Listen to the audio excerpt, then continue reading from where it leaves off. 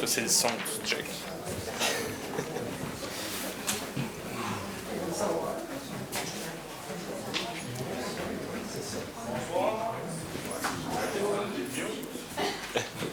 marche-tu, Geneviève? Ben là, Ah, j'ai oublié d'enlever un piton. non, ben, il était pas à mute, là. OK, c'est bon? Bonsoir. Oui, c'est bon. Bonsoir. Je vais m'éloigner. Bonsoir tout le monde. Ça va bien? Oui. J'ai des petits problèmes techniques, là. Je fais tout ici. Je fais l'éclairage, le son, j'anime. Donc, on va me laisser une petite chance.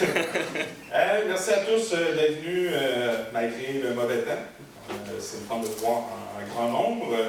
Donc, je me présente, Gabriel Cormier, agent de projet culturel à la Société d'histoire de Drummond. La Société d'histoire de Drummond, je pose tout le temps la question à main levée, est-ce qu'il y en a qui ne connaissent pas c'est quoi? Non? Wow, 100%! Au fur et à mesure, ça baissait, puis on a rendu à 100%. Tant mieux. Donc, on a un cadre des archives pour faire l'histoire de Drummondville. Donc, on fait les conférences, etc. Donc, on a la revue qui est sortie aujourd'hui à l'arrière. La plupart des gens qui l'ont pris, si vous ne l'avez pas pris, je vous invite à la prendre en sortant. C'est gratuit.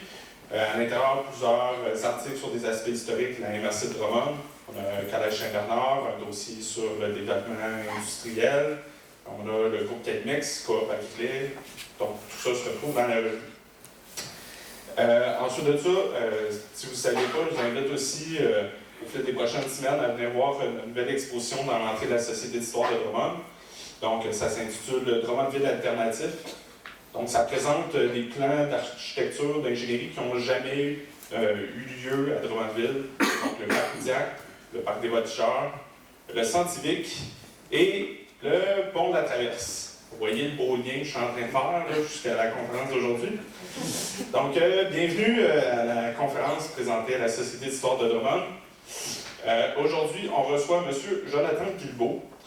Originaire de Drummondville, il a complété un baccalauréat en histoire à l'Université de Sherbrooke, en plus d'un certificat en archivistique à l'Université Laval. À la fin de son bac, il a même été commis aux archives de la Société d'histoire de Drummond. C'est en 2008. Wow. Depuis ce temps, il a travaillé en gestion documentaire pour Gestar Solutions Documentaires et depuis 2015, il est archiviste à la ville de Drummondville.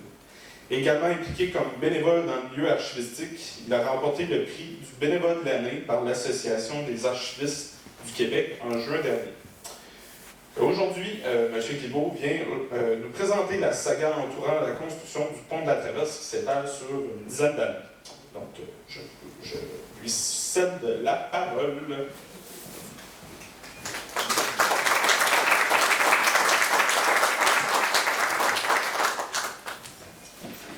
Les applaudissements, ça va à la fin. La présentation va encore commencer, mais merci du support que vous m'offrez.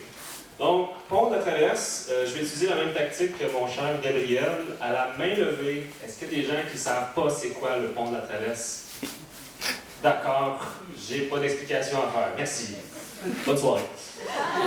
Donc, le pont de la Traverse... Oups.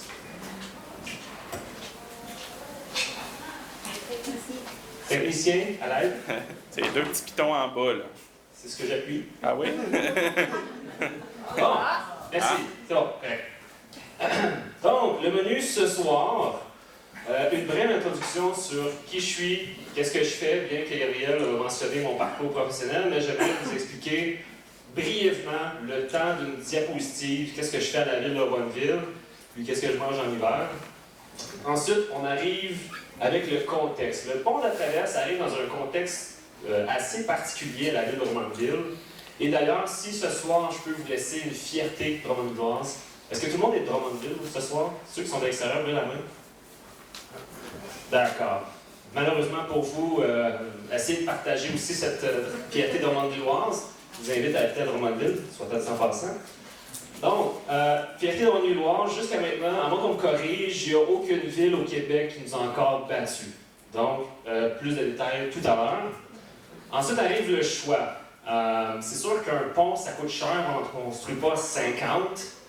Éventuellement, il va falloir choisir un site. Ce soir, je vous propose de voir les différents sites qui avaient été envisagés. Je vous vends le punch, c'est la rue Saint-Georges qui a gagné. OK? Ensuite, lorsqu'il y a un choix qui est fait, malheureusement ou heureusement, dépendamment de qui vous êtes, il y a des gens qui sont satisfaits et des gens qui ne sont pas satisfaits. Donc ce soir, on va voir les gens satisfaits et les gens pas satisfaits et les argumentaires qui soutenaient leur choix pour un site en particulier. Et finalement, je finirai avec une petite conclusion en 2 temps. La première, ce sera de faire un lien avec le 3e lien de Québec, voir ce que l'histoire peut nous apprendre par rapport à une situation actuelle et aussi ce qui est différent. Et je terminerai sur une phrase que mes professeurs à l'université m'ont souvent dit, c'est que l'histoire ne se répète pas, mais elle bégaye souvent. Donc, je suis archiviste à la ville de Drummondville depuis 2015. Ça fait 5 ans que je patauge dans les archives. Et pour moi, c'est toujours l'occasion d'apprendre plus sur ma ville lorsqu'on me demande des demandes n'importe quoi. Ça peut être le contrat qu'on a signé en 1950. Est-ce que telle personne a déjà été conseillée? Est-ce qu'on a déjà signé telle lettre en 1950 pour tel territoire de la ville de machin truc? Donc, pour moi, c'est toujours l'occasion d'aller chercher de l'information supplémentaire. Et ce soir, je vais vous présenter ce que j'ai pu faire avec les archives de la ville de Drummondville. Les archives de la ville de Drummondville, nous les archivistes, on parle en mètres linéaires, en kilomètres linéaires, en centimètres linéaires. Ça, c'est pour évaluer une masse documentaire, surtout les documents textuels. Pour faire une histoire simple, vous prenez un dossier, vous en mettez un autre derrière, vous en mettez un autre derrière, ainsi de suite. À un moment donné, vous allez avoir des centimètres, des mètres, des kilomètres. À la ville, on a 1,2 km d'archives historiques. Pour vous donner une représentation, ce soir, je vous invite tous à prendre le pont de la Traverse, rouler dessus, trouver une manière de faire un U-turn légal et sécuritaire, rerouler dessus, refaites un autre U-turn, rerouler dessus. Ça va vous donner une idée de combien on a de masse documentaire historique à la ville si on les mettait bout à bout. Je tiens à m'excuser de prime abord parce que malheureusement, le fonds d'archives de la ville de Drummondville, il n'y a pas beaucoup de photos, donc ce soir, il n'y aura pas beaucoup de photos, mais je vais en faire un effort de rendre ça distrayant, le mieux que je peux, avec des documents textuels. Je vous dirais que lire des procès-verbaux, c'est un peu le même effet qu'un night quill, d'accord? C'est pas une lecture qui est intéressante dans sa forme, mais si vous comprenez le contexte de la ville à l'époque, puis vous êtes capable de le lire entre les lignes, c'est là qu'on va chercher le crémage puis le jus historique de la ville de Drummondville. On a les archives de sa fondation en 1875 jusqu'à aujourd'hui.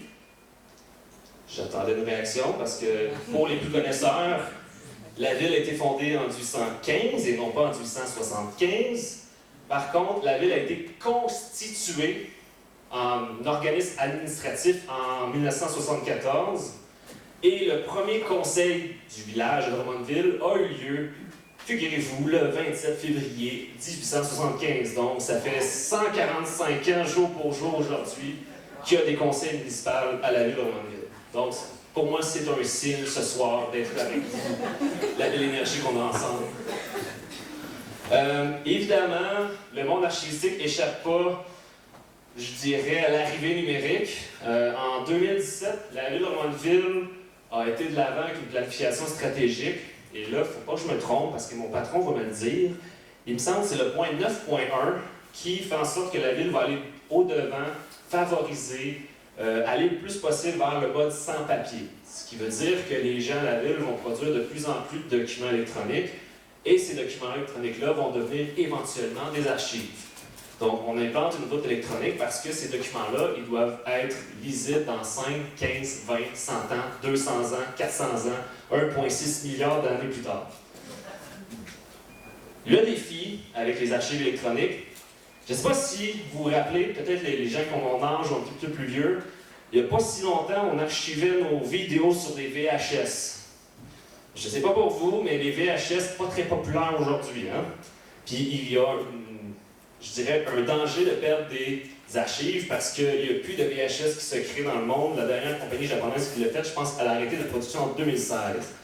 Ce qui fait en sorte que les documents qui n'ont pas été transférés, par exemple, par le VHS, on va perdre de l'information au bout d'un certain temps. Et avant de commencer la conférence, parce que oui, c'est juste une introduction, je vous promets, petit avertissement, ensuite on commence la conférence. Ce soir, je ne prétends pas que c'est une recherche académique. C'est simplement le résultat de ce que j'ai pu trouver dans les archives de la ville. Mes professeurs me disaient toujours « croise tes sources okay? ». Croise tes sources pour voir qu'est-ce qui est vrai, puis qu'est-ce qui n'est pas vrai, ou dans le sens qu'est-ce qui se contrevient dans les déclarations des gens ou dans les documents d'archives. Donc, si j'avais voulu pousser ma recherche plus loin, j'aurais été voir dans le fonds d'archives du ministère du Transport et le fonds d'archives de la Ligue des propriétaires de Drummondville. Donc, sur ça, commençons la saga du pont de la Traverse. Gabriel parlait de 10 ans, je vais surenchérir en disant que si on veut les dates extrêmes, les prémices du pont de la Traverse, ça commence à peu près au milieu des années 50 et ça se termine à peu près au milieu des années 70. Donc, il y a 20 ans qui séparent le « on y pense » à « on l'a ». C'est deux administrations qui vont s'occuper du dossier. La première, c'est Marcel Marié, qui était greffier à la ville avant de devenir maire. D'ailleurs, c'est le troisième qui suit ce parcours-là. Prochainement, on a des élections pour un maire, peut-être la greffière. Ouh, je suis pas sûr qu'elle aime ça que je dise ça dans les commentaires. Ensuite, on a Philippe Bernier, qui était chasseur pilote de chasse durant la Deuxième Guerre mondiale. Mais c'est vraiment lui qui va avoir le gros